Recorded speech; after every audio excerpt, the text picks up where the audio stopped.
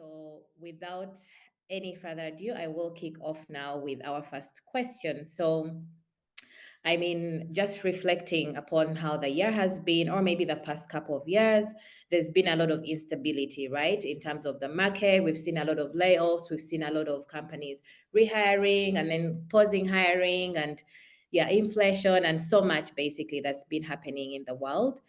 Do you feel that this instability has also affected companies' salaries and compensation in any way? And how so, if you could elaborate on that? So maybe we can kick off with Lisa, since you also spoke last on this one. Yeah, sure. Thank you.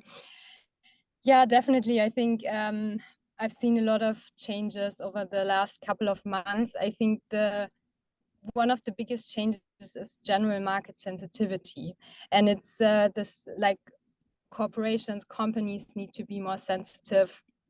They need to really always get up to date with the current industry trends, with economic changes, geopolitical tension, and everything that is basically happening. You need to keep yourself informed, up to date. You need to stay agile and very dynamic also in your compensation strategy. But it not only affects like the sensitivity that organizations need to have, but also candidates and employees. For example, candidates, I see it a lot in interviews. They have a lot more focus now on compensation in general. They have a lot more questions around it. And also, unfortunately, especially in Berlin, there are a lot of traumatized candidates from layoffs. Like, really, so many candidates you're interviewing have been going through layoffs or something, yeah, very frustrating with their current or last employer.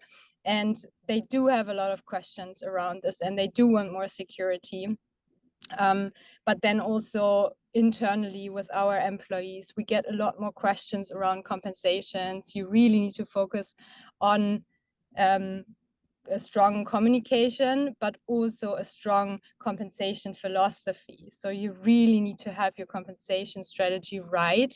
Like, you need to explain in very clear, transparent, but also simple words, why are you giving this person this salary? Why are you giving this kind of increases to this employee? So yeah, you really need to have your strategy right, but also stay really dynamic in always updating, iterating your strategy.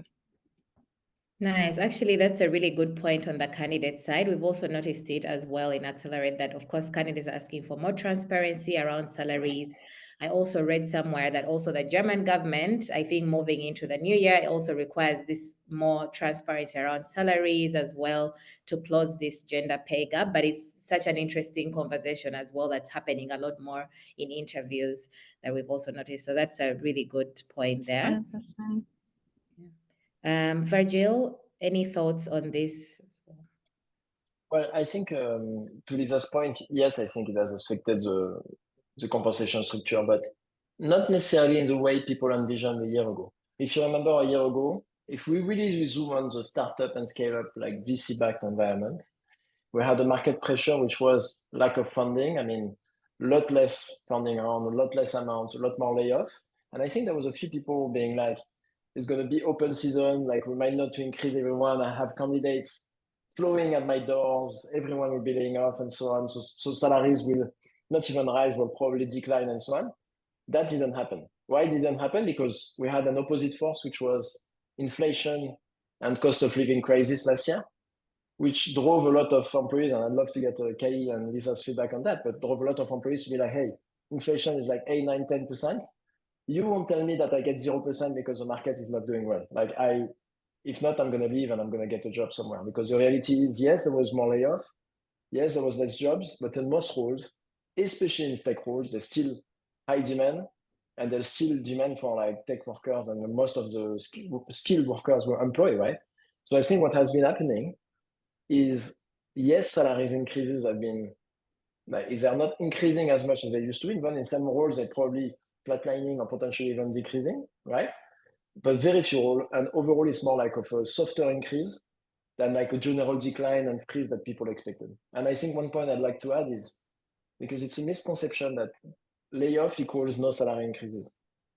what happens in most companies when you open the layoff playbook, they're like, okay, if we need to cut 30% of our workforce, between cutting 30% of our workforce and giving 0% increase to the remaining 70% and cutting 35% of the workforce and having a salary increase budget, every company will choose option B.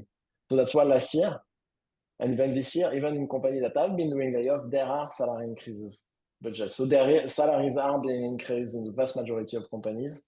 So I think we want to break the myth that layoff equals no salary increase overall. So yes, the market is increasing.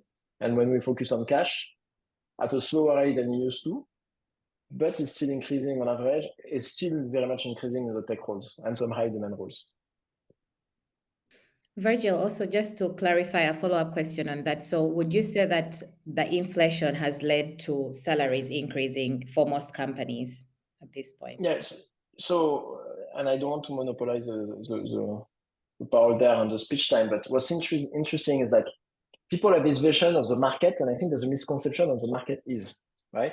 If you look at salary increase, we ran a survey just recently with 140 companies going to be published on their salary budget last year and their forecasted salary budget next in the upcoming review. What the 140 companies said is that on average, they had a salary increase of 6%, salary increase budget of 6%, which is huge, which is more than what we had recorded the year prior. So yes, salaries were increased, but a lot of people were laid off. So how do you balance things out, right? And I think I'd like to think of the employment market more akin to the housing market, where what matters is like hiring employees that are getting new jobs. At what rate are they getting this job? Is the new rate as they're getting, the new salary is getting higher than those who were getting job in the past or lower? This is the same way as the housing market. And so when we focus on hiring salaries, you see that increase, but at a slower pace than you used to, where quarter on quarter, the people were getting higher and higher rates, especially new joiners, right? Because we know on average, and that's been true for decades, people get twice as large of an increase when they change roles than when they stay in the current company.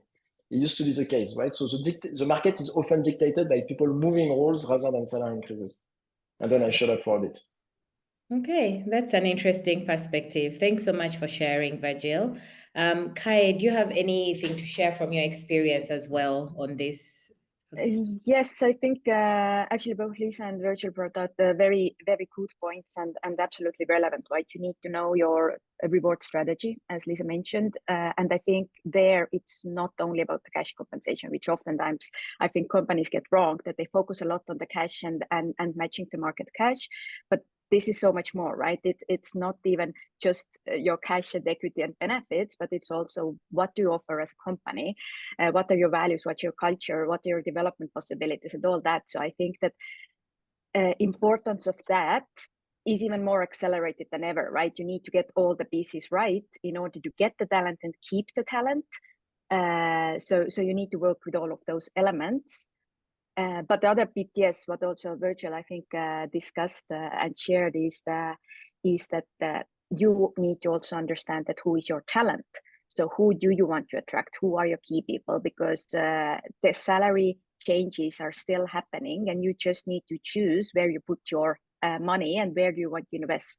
So I think what companies are trying to do is also understand better that who are those crucial employees that they need in order to succeed, because during the good times they hired whoever, how much ever, right? But now you really need to look into the job design, what roles do you need, and then understand that where do you need to put your money in order to still grow and be successful. Thank you so much for sharing. I feel like this topic, it's quite complex, but in the end, we've seen the market shifting a lot. But I think it's also good that companies are now more aware of these things, because I feel like maybe 5 years ago, it wasn't such a big thing to think about. But thank you so much for sharing your perspectives.